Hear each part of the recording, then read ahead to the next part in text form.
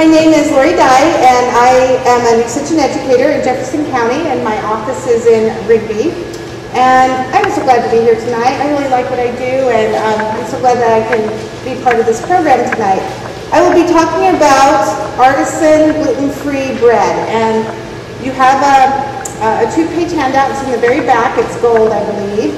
So if you go to your packet in the very back, and then flip it to the back side of that handout, I will be making the crusty bowl. The E is silent on that. And I'm going to talk a little bit about gluten-free as well. So, I found out that I was gluten sensitive about 5 years ago, and with that became a whole different mindset of how to look at breads and foods. So, one thing that I found that really helped me, if you come across someone that has just found out or they're trying to struggle through gluten-free and how to eat, let's focus on all the great things that you can eat. Because if you focus on all the things you can't, it is discouraging and it's hard. So I just started right off thinking about all the wonderful things I could eat. And then the biggest challenge that most people that are gluten-free face is finding a bread that is acceptable. So that's what we're going to talk about, is gluten-free breads. One thing that I found with gluten-free, and I try all the gluten-free products that I bake on my office, so I take them to my office and they sample them and they score them and say if they'd ever eat them again or if they really like them. So you do need to push aside what bread used to be for you. So with gluten we know is a protein, and it's in wheat and many other grains. And with gluten, the protein itself makes a wonderful structure for bread, and you get that fine texture that you develop as you knead the bread, and you get the smell and the wonderful, flavor and texture of a gluten in your bread, which is a good protein as well. But for those people that are sensitive or celiac, they no longer can have that protein in the bread, so they have to do a gluten-free type of bread.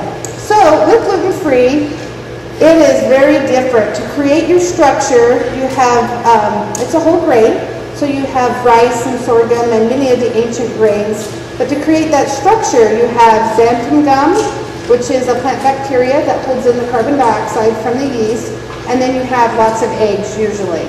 So that's kind of a different, and it's much more grainy than other breads. So what I've done, when I first found out, I just tried lots of brands. And I'm not promoting any brands here tonight at all, but if you know someone or to find out you're gluten-free, I'm the only one in my family that's gluten sensitive. My kids are normal in that aspect, and so they eat normal type foods. I find that pasta is really good. But I just started trying lots of brands, and also I asked lots of friends which brands they like. So I found that I really like some of the brands, and I found that some of the other ones I did not like so much. So if you get there, these are very expensive. This is $7 and this is $6. So for a loaf of bread, if you buy it in the store, it can be $6 for a loaf of bread. What we're going to do tonight is make this right here makes 4 loaves of bread, or it makes a 4 pizza crust, or we make some breadsticks. And it is out of the book. These two, the authors, are pastry chefs, and they work with Artisan whole grain breads. We know that whole grain is so much more healthy for us because of the fiber and the nutrients. And it's by Jeff Hertzberg and Zoe Francis, and it's healthy bread in 5 minutes a day. And it's a wet dough, which is different than a mix. Now wet dough, you make it up and you can keep it in the refrigerator for 7 days, and the flavor is quite poor after that, especially since it's gluten-free. And I'm just going to make some breadsticks for you today. As you see, it proofs, it rises quite different, and pull out like a grapefruit size of dough. And it is not like bread dough. It does not stretch. Very hands-on project. Your best friends are going to be water and parchment baking paper. So you just get some water, and rolling pins do not work on this, by the way. And you just spread this out. Make sure your hands are super, super clean.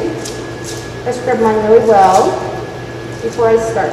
So you spread this out to the thickness that you would like. If you're doing a pizza crust, it's quite thin.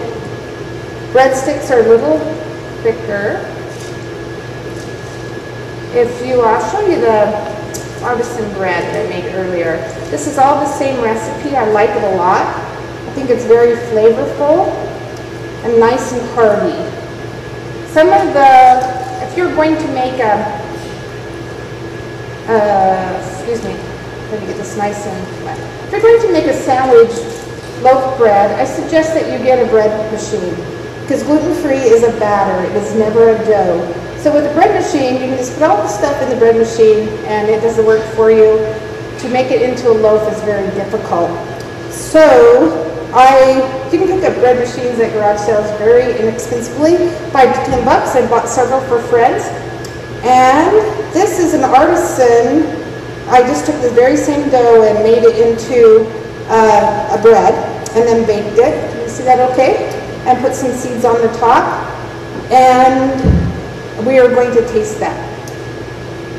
After we get, see how I get it? Oh, I am out of my left hand. A little olive oil on this. And then I'm going to sprinkle either some Parmesan cheese or some seeds on the top, whichever you like. I have made both today, so you can taste both of them. The seeds, this topping, artisan topping, is really great. It's from King Arthur's. I ordered it online. It cost me more to send it, or the shipping, than it cost me for the seeds. So I'm going to write down what's in it and try to simulate, because you can buy the seeds bulk. Okay, so after you get this flat and put your topping on that you would choose, then you bake it in the oven about 15 minutes. One thing that is very important, that you can see underneath, I will take this stone and put it in the oven, and it has to be preheated to 450 to 475 degrees. Baking stones are very important for artisan breads. You get a nice crust on the artisan bread, and it's also very important for gluten-free breads. Gluten-free breads do not rise that much. They're very dense breads. So with that, these are helpful. This is a very heavy stone. I've tried some Pamper Chef ones. Just be aware that the Pamper Chef ones are not guaranteed to 450. They're very good stones, but buy you a stone that will go up to a high enough heat that it will not crack, because you don't want to break your stones. And I'm going to bake that in the oven for about 15 minutes, and they will be wonderful breadsticks, or you could use it as a flat bread. I like to squirt before I bake it, and then when I'm done, they just break apart. And one other tip that I had forgotten is that I like to use the platinum yeast. I think I get a better product with the platinum yeast with the gluten-free bread, and it's been successful for me. So with that, thank you so much. Thanks for listening to my presentation. Are there any questions? I have time for maybe one.